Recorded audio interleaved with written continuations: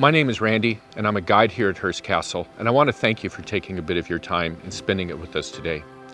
If you've heard of Hearst Castle, you've probably seen some photos of the iconic Neptune Pool. Today, we're standing on the Neptune Terrace overlooking the Neptune Pool. If you've seen photographs of Hearst Castle, you've probably seen a photo of the Neptune Pool. People often comment on the blue waters surrounded by the white marble temple setting, with the Pacific Ocean and the Santa Lucia Mountains as backdrop, all framed by the Central California sky. Today, we're going to learn a bit about light refraction here at Hearst Castle and how light refraction can cause some things to appear different than they really are, such as the fact that this pool is lined with white marble that came from the same quarry in Vermont that provided the white vein marble columns that we see at the north and south colonnades. And yet, the water in the pool appears blue. So here's a question for our viewers, especially our young learners, something to wonder about while we learn a bit about the history of this iconic pool. If the marble lining the pool is white, then why is the water so blue? So what do you think? If you have an idea, you might want to jot it down. We will come back to that question later, but first a bit of history, art, and mythology. The pool you see here today is the third pool built here by Mr. Hearst. Initially, Mr. Hearst planned to have a rose garden where the pool is today, but that changed in 1924 when his wife, Millicent, suggested a pool be built, as it does get very hot up here from time to time. Then, in 1926, that pool was renovated into the second pool. Then, the third and final version was built between 1934 and 1936, and the temple facade with the Roman god of waters, Neptune, overlooking the pool was installed, and Cuesta's The Birth of Venus was installed just below us. We will meet Neptune and Venus in just a bit, so let's move down to the south colonnade for another view of the pool and to learn more about history, art, and ancient mythology.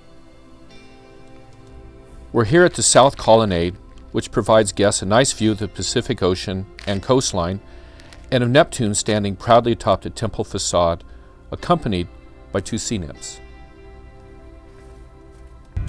The Western tradition of sculpture began in ancient Greece. Later, the Romans often produced copies of famous Greek works in addition to producing representations of their own gods, goddesses, and both mythological and legendary figures. And then later, during the Renaissance, artists began to produce copies of classic Greek and Roman sculptures.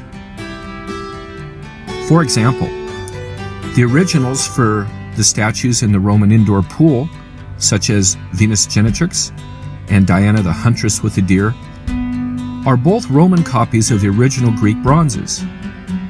The Roman sculptures are both in the Louvre, and Mr. Hearst has copies of both of these at the Roman indoor pool. The three sculptures atop the temple facade are Italian, and they were carved in the latter 1600s, or the 17th century.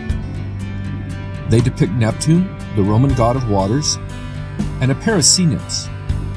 These sculptures were bought at auction from the winter residence of Giuseppe Verdi, the Italian composer. The figures the Greeks and Romans chose to sculpt were often figures from mythology. We can think of mythology as allegorical narratives that deal with gods, demigods, and legendary heroes of a particular people. In other words, the sculptures would represent a figure or person, yet could also be interpreted to reveal a hidden moral or political meaning. The Romans' pantheon of gods and goddesses often had direct correlations to their Greek predecessors. For example, the Romans' Neptune was akin to the Greeks' Poseidon. Neptune had a reputation for having a violent temper. Ocean storms and earthquakes were a reflection of his demeanor, and thus bring also attention to the, at times, temperamental nature of human beings. Of the Neptune fountain, Mr. Hearst once wrote, "We ought to use it somewhere. This Neptune fountain, though not beautiful, is quaint, The dominant figure is an elderly gentleman with whiskers who lends respectability to the landscape. Most ancient sculpture was brightly painted and sometimes gilded in gold leaf. But, unfortunately, most examples of this have been lost over the ages. Try to imagine a brightly painted Neptune overlooking the pool today. These columns are Italian granite from the Imperial Roman Empire, 1st to 4th century Common Era. So the oldest is nearly 2,000 years of age. I'm currently standing under Neptune at the temple facade as we look across the pool toward the birth of Venus.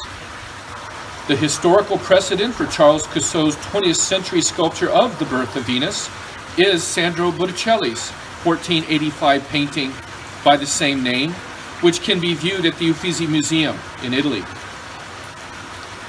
Cusseau's sculpture depicts Venus, the Roman goddess of love and beauty, born fully grown from the sea foam. She's standing atop a giant scallop shell, as pure and perfect as a pearl, as she is blown toward land by the wind.